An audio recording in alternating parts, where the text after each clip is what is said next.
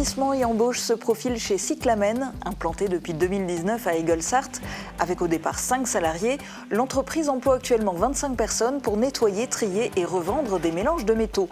Une extension de 1000 m² est prévue et 15 emplois supplémentaires devraient être créés.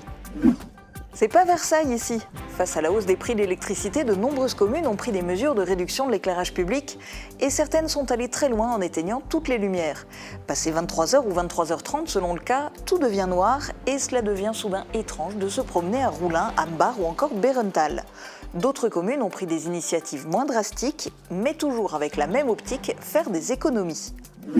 Troisième phase de restauration du jardin d'hiver, le bijou architectural du musée de la Faïence à Sarreguemines, classé au patrimoine des bâtiments historiques, a droit à une seconde jeunesse. Une équipe de restaurateurs agréés procède notamment à des retouches de peinture. La fondation d'entreprise Hermès continue le partenariat avec l'espace rural d'art contemporain Vendée-Forêt de la Meuse. La programmation d'exposition se poursuit avec Lionel Sabaté.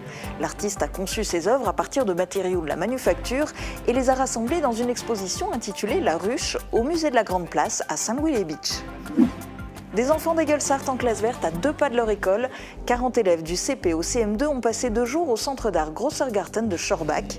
Visite du site, découverte du calendrier de la paix et des expositions temporaires, création d'œuvres collectives, un programme riche et varié pour intéresser les enfants à l'art. Bitch a organisé son tout premier café philo. Plusieurs générations se sont retrouvées pour aborder des thèmes de société sous un angle philosophique. L'idée était née au sein de la galerie Bitch & Art. La municipalité l'a concrétisée. Les participants ont adhéré.